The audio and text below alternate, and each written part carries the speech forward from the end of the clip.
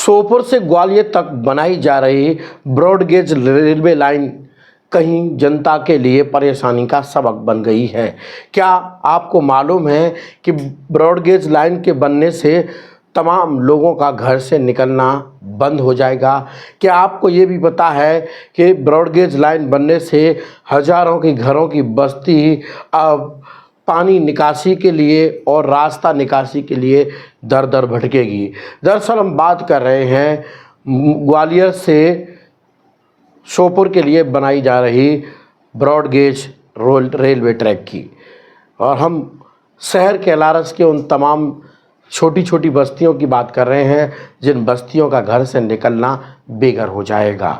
दरअसल बात कैलारस में मदन विहार कॉलोनी की बात कर रहे हैं, जहां पर तमाम लोग, तमाम बस्तियों के लोग निवास करते हैं। उनका कहना है कि हमें ये आश्वासन दिया गया जब रेलवे ट्रैक बिछाया जा रहा है कि आपको रेलवे ट्रैक के पास से अप्रोच रोड बनाई जाएगी जिससे आपका रास्ता बंद नहीं होगा, लेकिन जैसे जैसे रेलवे ट्रैक बनता जा रहा है और रेलवे की तैयारियां वहाँ ट्रेन चलाने की हो रही हैं, वैसे वैसे उन लोगों का भरोसा उनको बताए हुए रास्ते को लेकर चिंता का विषय बनता चला जा रहा है।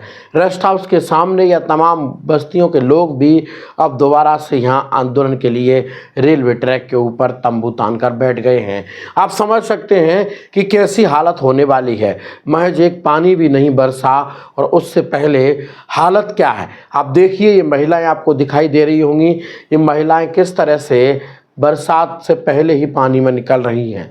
सोचिए अगर बरसात होगी तो इन महिलाओं का निकलना घर से बंद हो जाएगा। ऐसे में समस्या का विषय बनेगा उन बच्चों के लिए जिनकी पढ़ाई प्रभावित होगी। समस्या का विषय बनेगा उनके लिए जो बीमार हो जाएगा, तो उनको कैसे लेकर इन बस्तियों के लोग जाएंगे, क्योंकि हालत आप वीडियो में आप देख रहे होंगे, उससे समझ गए होंगे कि किस तरह यहाँ के लोगों की स्थितियाँ दयनीय जैसी होती नज़र आ रही हैं। अगर रेलवे ने जल्दी यहाँ अंडरब्रिज के लिए कोई पुल या पुलिया निर्माण नहीं की तो इनके लिए रास्ता निकलना लगभग बंद हो जाएगा और इनका आने जाने का आवागमन बंद हो जाएगा।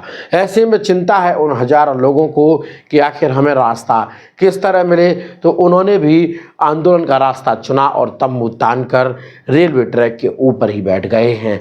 उन लोगों से जब हमने जाना तो उन्होंने बताया हम कलेक्टर से लेकर डीआरएम झांसी तक भी शिकायत कर चुके हैं, लेकिन फिलहाल में कोई सुनवाई नहीं हुई है। एक आश्वासन की उम्मीद अगर उन्हें कहीं से दिख रही है तो वो है ज्योतिरादित्य सिंधिया से। सिंधिया के पास गए होंगे तो उन्हें आश्वासन सी मिला है।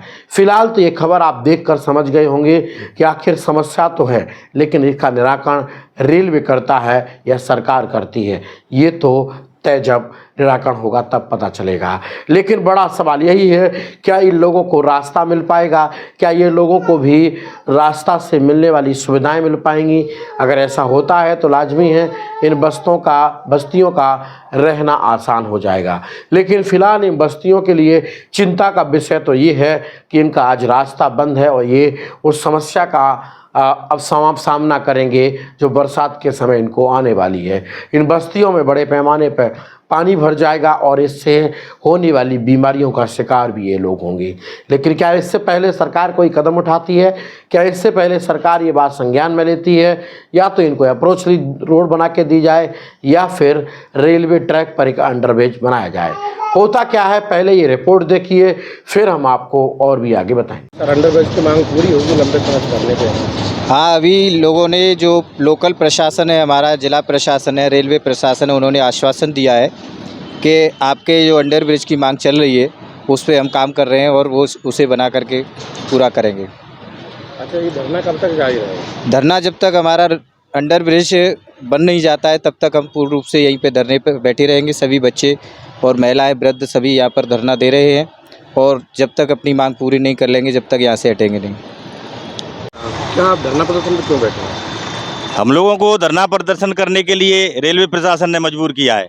धरना प्रदर्शन करना हमारा कोई वो नहीं है कि हम धरना प्रदर्शन कर रहे हैं, पर रेलवे प्रशासन के इस प्रोजेक्ट की वजह से मदन विहार कॉलोनी के बासिंदे लगभग 100 घरों की बस्ती है, वो खुली जेल में तब्दील हो गया है।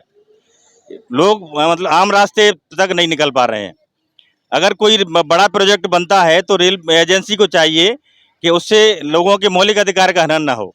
इस रेलवे प्रशासन के इस प्रोजेक्ट से इस मदन विहार कॉलोनी के बासिंदों के मौलिक अधिकार का हनन हुआ है और वो घरों में कैद होने के लिए, खुली जेल के रूप में घरों में कैद होने के लिए मजबूर हो गए हैं। हमारी रेलवे प्रशासन और स्थानीय प्रशासन से गुहार है कि इस मदन विहार कॉलोनी के बासिंदों के लिए निकलने के लिए आम रास्ते तक पहुंचने के लिए आरयूबी निर्माण कराया जाए। जब तक ये आरयूबी निर्माण नहीं होगा तब तक ये आंदोलन निरंतर चलता रहेगा। इस संबंध में हमने स्थानीय प्रशासन, तहसीलदार महोदय, एसडीएम महोदय, कलेक्टर महोदय, कमिश्नर महोदय, डिप्टी चीफ इंजीनियर महोदय, डीआरएम महोदय और महाराज ज्योतिदास सिंधिया जी को भी हमने इस बारे में चिट में अवगत कराया है और वो भी इस पर संज्ञान लेने वाले हैं।